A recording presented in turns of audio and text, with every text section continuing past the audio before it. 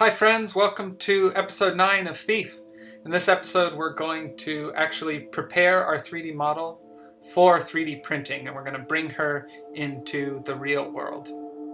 The first thing I do is consider the model as a real object, and part of that is I see that only her heel is going to be touching the ground, and so I add a little stone under her foot, and that's just going to create a little bit better structural integrity for the figure once it's an actual object.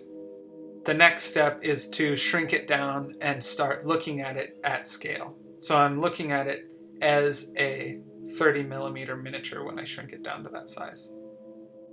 After that, I'm going to start simplifying the tools that I have. So what I'm doing now is merging each of the tools down into the different parts. And so I'm thinking about the figure as a production object now. I'm thinking very specifically about what parts will fit into a 2-part mold and what parts will not. So I'm simplifying and merging the shapes into their groups as they would be in the multi-part figure. So in order to make a dynamic contemporary miniature, often it's going to be more than one part. And I personally like to keep it simple for my audience, and so I prefer to keep a model between 2 and maybe 4 parts at the most. For an infantry size guy, you don't want to have a bunch of tiny parts. What I'm doing here is I've created and isolated the joint where I'm going to have 2 separate parts. So I think I'm going to have the dagger be one part and then her body be a different part. The dagger will just create a little bit too much of an extremity, and so I'm separating it. And what I did is I created one tool that's the arm, created it into a clean shape, duplicated it, and then used it to subtract that shape from the hand. And it's a little bit complicated, but essentially once you have the dagger piece, it's going to be its own part that you will have a little hole, and the hole will fit over her arm perfectly.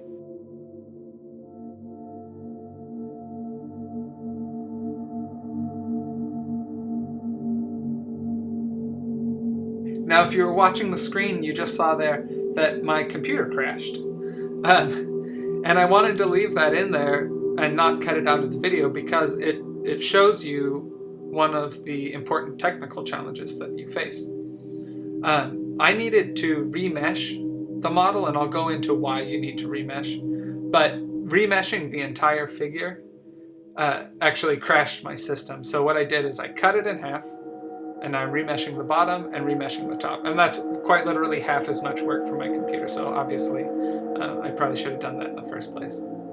Now, let's talk about remeshing and what I'm doing. Each of those different parts has geometry to it, and so when I put the hundreds of parts together into a single figure, I have a lot of parts that are inside of other parts.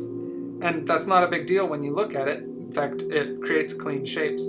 But when you 3D print, it's possible for the printer to read the internal geometry and try and leave those little imperfections in there for you. It's like, Mr. Sean, he definitely wanted me to do this, and it'll print those imperfections, and then during the vulcanization process, it may just crush my $300 prototype.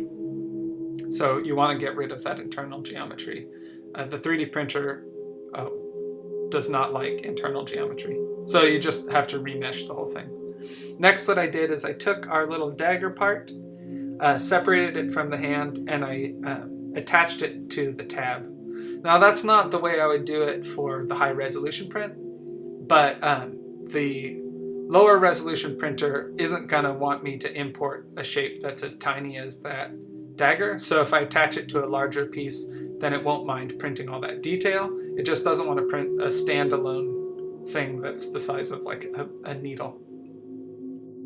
Now I used Exporter, and I exported the STL file. Then I take the STL file and I put it in another program called NetFab, and I repair any geometry that is broken. And that's a super important step. And then I use NetFab also to do exact measurements to make sure she's to scale. I also drop in the knight figure, and this is the STL file for the knight that I actually got printed and put into production. And so now I can compare the thief character to an existing character and make sure they're to scale with one another.